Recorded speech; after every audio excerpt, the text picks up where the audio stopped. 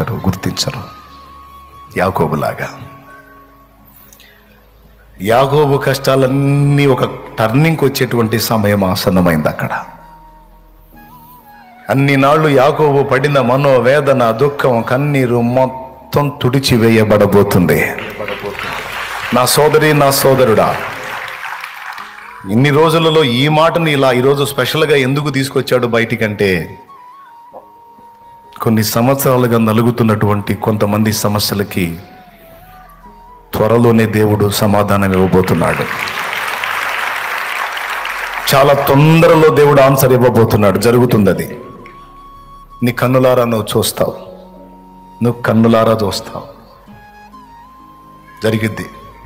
గుర్తుపెట్టుకో, ఈ డేట్ రాసుకో.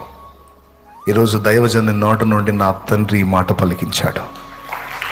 ఇన్ని నాళ్ల వేదనలకు ఒక ముగింపు దేవుడు ఇవ్వబోతున్నాడు. అది ఎలా జరిగిద్ది అనే ప్రశ్నలు నన్ను అడగొద్దు, ఆయన అడుక్కో. అడగటం ఎందుకన్నా, నేను నమ్ముతున్నానంటే నోరు మూసి ఇంకా స్తోత్రాలు చెప్పుకో, ప్రార్థన చేస్తానే ఉండి ఇక కథం. ఇంకంతే. నేను మళ్ళీ మాట్లాడు నీకు ఈ పాయింట్, ఎందుకంటే నాకు ప్రత్యేకంగా ఆ మాట చూపిస్తే వచ్చాను నేను. కొన్ని సంవత్సరాలుగా నీవు నలుగుతున్నటువంటి ఆ సమస్యకి ఇక చాలా తొందరలో, చాలా త్వరలో, చాలా త్వరలో, చాలా త్వరలో దేవుడు నీకు ఆన్సర్ ఇవ్వబోతున్నాడు.